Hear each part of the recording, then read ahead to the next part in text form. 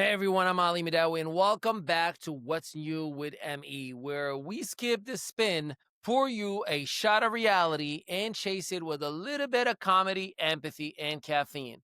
Today, the so-called blue wave hits the East Coast. Miss Universe turns into Miss Walkout. A soccer tackle sends shockwaves through Europe, and tragedy strike at a Day of the Dead ceremony in Mexico. Let's get into it. In New York City, history was made. Zohran Mamdani, 34-year-old, just became the first Muslim, first South Asian, and youngest mayor in the city's long history.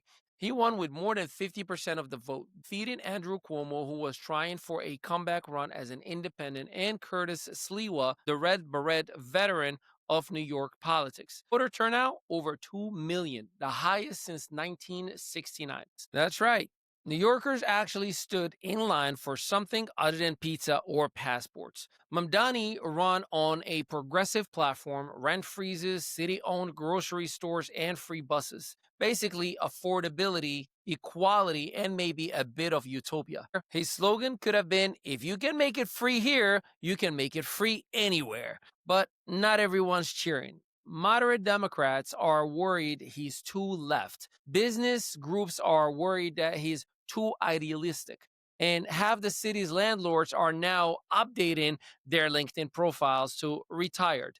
Meanwhile, across the river, Virginia elected Abigail Spanberger, the state's first female governor, and Democrats swept statewide offices. Analysts are calling it part of a blue wave, but before anyone breaks out the surfboards, remember, one wave doesn't make an ocean. Virginia's shift might be about abortion access, cost of living, or simply voters saying, we're done with the chaos. Out west, California's Prop 50 passed, redrawing congressional maps for favored Democrats, possibly flipping 5 House seats. Governor Newsom called it a step towards fairness. Republicans call it a step off the cliff. And President Trump called it, surprise, rigged. Look, regardless to where you stand politically, one thing's clear.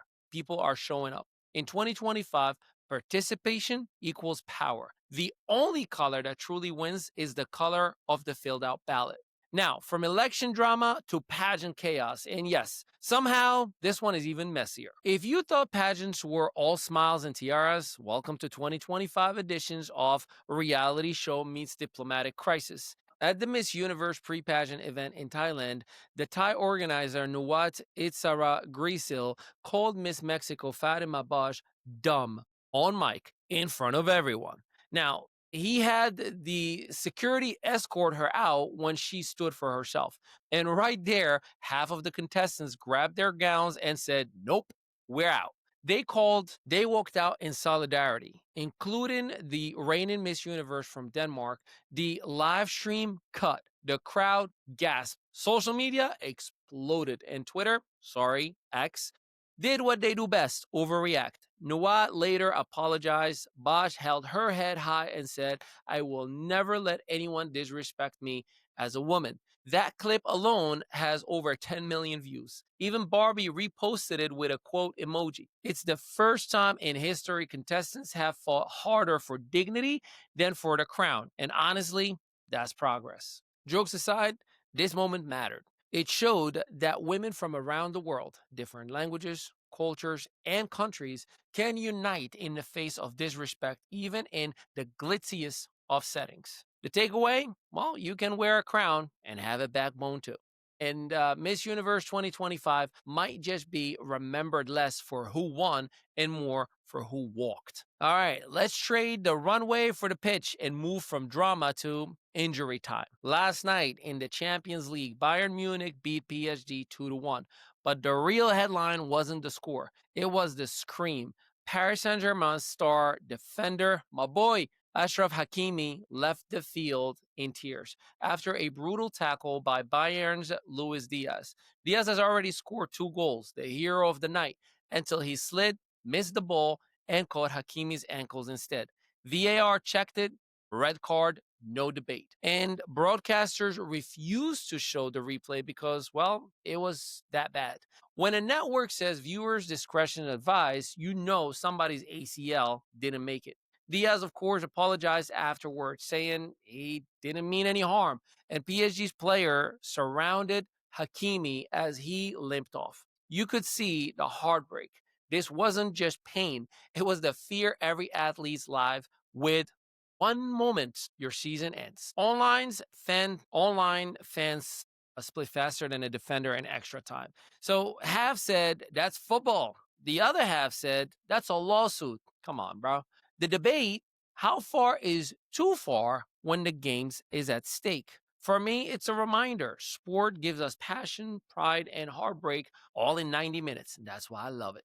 And sometimes the real test isn't winning the match, it's how you walk off the field. From heartbreak on the field to heartbreak in the streets of Mexico. In Michoacán, Mexico, tragedy struck during what was meant to be a night of remembrance. Carlos Alberto Manzo Rodríguez, the mayor of Uruapan, was shot and killed at the Day of the Dead candle lighting ceremony. He'd been outspoken against organized crime, had requested federal protection, and was known for standing up for the cartels.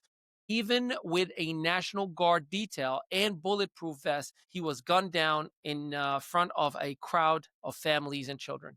The gunman was killed on site. Two others were wounded. The Mexican president has vowed justice, just as locals are asking the same questions as always. How can you have justice when you don't even have safety? Manzo wasn't just a mayor. He was a symbol of hope in a region long battling cartel control.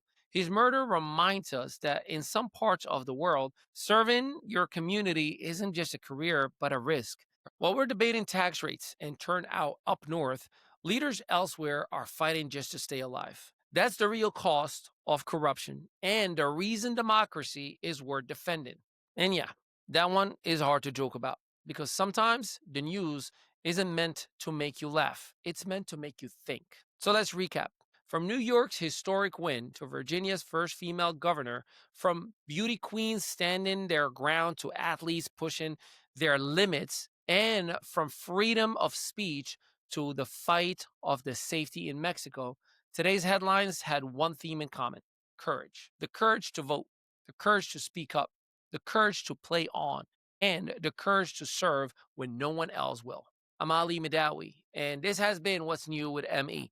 Thank you for watching. Stay curious, stay compassionate, and as always, keep thinking for yourself. Make sure you follow, connect, and of course, subscribe to our channels. Have a good night, everyone. In a world of digital noise, your brand deserves a command center. Welcome to ME Studios, where your vision doesn't just get captured, it gets amplified. This isn't just another production space. This is your complete media powerhouse. Our multi-unit facility in New Jersey is engineered for brands that refuse to be overlooked. We transform your voice into professional podcasts streaming on Spotify, Amazon Music, and beyond. Your stories become headlines across 300-plus media outlets, including Fox, ABC. Behind every viral moment is strategy. Our content creation and SEO campaigns don't just chase trends, they create them. From concept to distribution, we build the digital presence others envy. Your brand, your voice, your time to dominate. Visit the mestudios.net and turn potential into impact.